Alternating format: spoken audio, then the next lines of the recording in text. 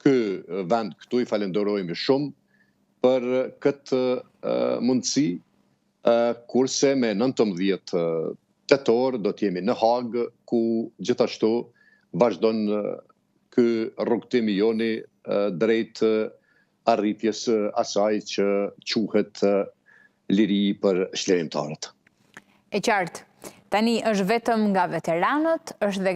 e ndihmuar apo një dorë që jepet edhe nga politika në Shqipëri, nga Partia Demokratike e Kosovës po ashtu, apo ka edhe indicje që vijnë nga të tjerë, se nga Tirana është vendoset sërish në Hagë, pra duket se nuk është si ajo data, që tepër në arkun kohor të 48 orëve që është vendoset në Hagë.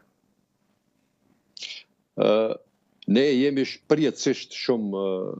domethënë falenderues kryeministrit Edi Rama, i cili në ditët më të vështira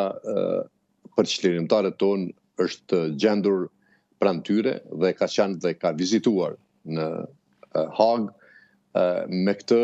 rast ai ka dhënë provimin para kombit tonë shqiptar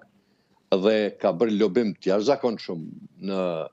ku ka mundur në të gjithë sferën europiane dhe botnore lidhur me këtë çështje. Biles ka pohuar se nuk ka gjetë, themi kështu, një koordinim me Kuvendin e Republikës Kosovës për një rezolut, sepse Shqipëria ka qenë gjithmonë e gatshme për këtë çështje, por fatkeqësisht lëvizja vetëvendosje nuk ka qenë e gatshme për këtë rezolut në Kuvendin e Republikës Kosovës dhe kjo ka mbetur kështu pezull, prandaj kjo dëshmi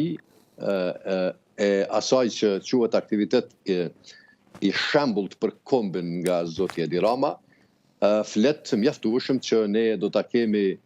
në Tiranë me 17 tetor si kur më parë një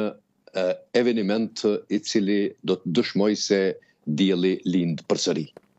Është Tokfjalshi i famshëm në fakt i thati që dhe në bisedën e kaluar së bashku e artikulua. Tani unë kam një informacion tjetër që duat ma vërtetosh ti.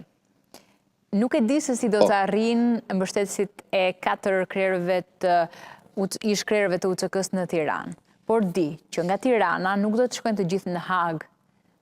nëpërmjet fluturimit pra nga Rinasi apo me automjete. A do të ketë një formë tjetër për të arritur në Hagë, një formë simbolike të zgjedhur nga simpatizantët e flakët të zotit Thaçi, apo e kam informacionin e gabuar?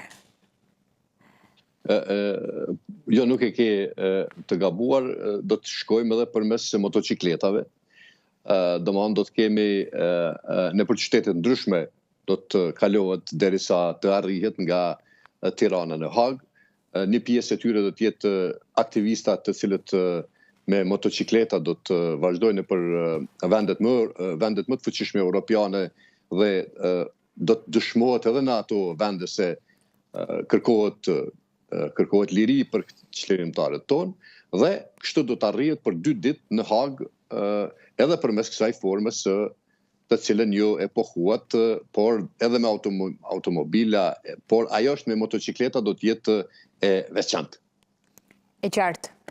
Sa i takon dëshmive, kemi folur së bashku edhe për emra të tjerë që mund të dëshmojnë në favor apo në